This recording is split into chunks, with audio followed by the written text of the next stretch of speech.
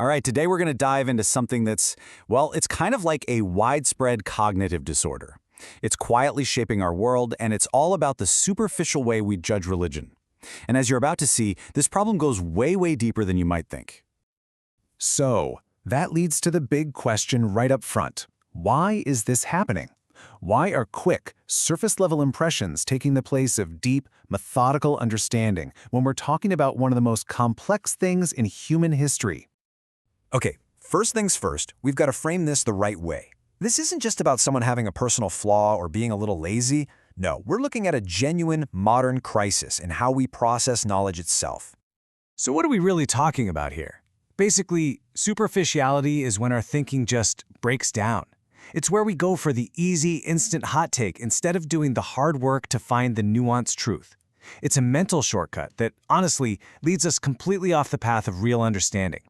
And look, this isn't a one-sided problem. It gets everybody. It doesn't matter if you're a believer or non-believer. So many people on both sides have fallen into this same trap. Picking and choosing little bits of a text just to prove what they already think, instead of actually trying to figure out what it means. But here's where it gets really interesting. This exact same mistake pops up in two totally opposite camps. First, we're going to look at it from the outside, and then we're going to turn the lens inward. First up, let's talk about the selective critic. Now, this is someone who picks up a religious text not because they want to understand it, but because they're on a mission to find fault. The verdict is already in their head before the trial even starts. You see this all the time, right? A classic tactic is how verses about fighting get treated. They get yanked completely out of their historical, linguistic, and political context. Was it a defensive war? What was the specific situation? All these crucial questions are just swept aside to get to a simple, pre-cooked conclusion. Religion is violent. See, the error isn't the opinion itself, it's the lazy, superficial method used to get there. Okay, but here's the twist. Here's the paradox in all of this. You'd think the opposite of a harsh critic would be a devout follower, right? But when you look at their method, they can be shockingly similar. The same intellectual shortcut exists inside the faith community too. This is what you might call the formal believer. For them, religion becomes just a collection of rituals and symbols, kind of hollowed out. It's more of a social identity, a list of rules you follow without really thinking about it, without questioning or understanding the deeper purpose.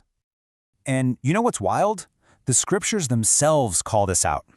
This verse from the Quran is talking about people who basically outsourced their thinking, who just blindly followed their leaders and got totally lost. It's a powerful critique of unthinking obedience coming from inside the tradition itself. So you've got these two groups that look like total opposites, right? The critic who denies without even looking, and the follower who believes without really thinking. But what's the connection? Well, it turns out they are two sides of the very same coin. And this right here is the heart of the issue. On one side, you have someone cherry-picking text to prove a bias they already have. On the other, you have someone going through the motions, following symbols without ever really engaging their mind. They look like enemies, but they're making the exact same fundamental mistake. The bottom line is this. Both the blind denier and the blind follower have bailed on their intellectual responsibility. They've given up on careful, methodical, critical thought.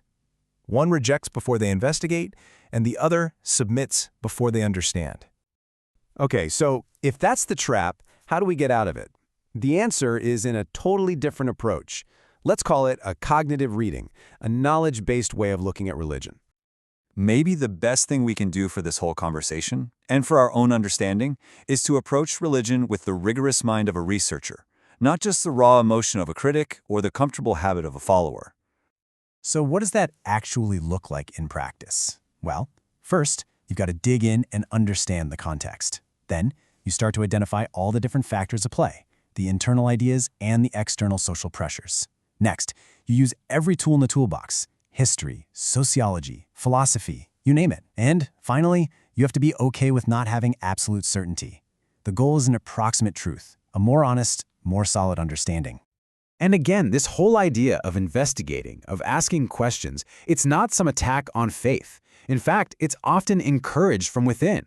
This Quranic verse is a direct command. Go out, travel, investigate the world, use your own eyes to understand. It frames research as a core part of the journey. So why does any of this matter? What's really at stake here? It's because we're talking about something much bigger than just an academic argument. Because this isn't just some academic debate club topic. This kind of superficial thinking, it's a huge crisis for our civilization. When we fail to think deeply about one of the most powerful forces in human history, it has real, profound, and dangerous consequences for all of us.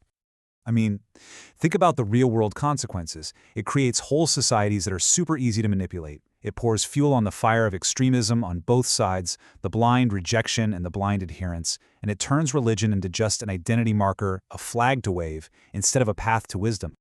At the end of the day, the way forward is to see reason as a partner to faith, not its enemy.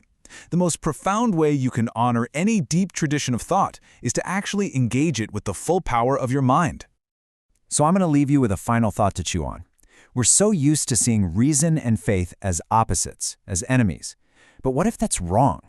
What if the diligent, honest, humble search for truth, the very thing we call reason, is actually the deepest and most meaningful form of faith there is?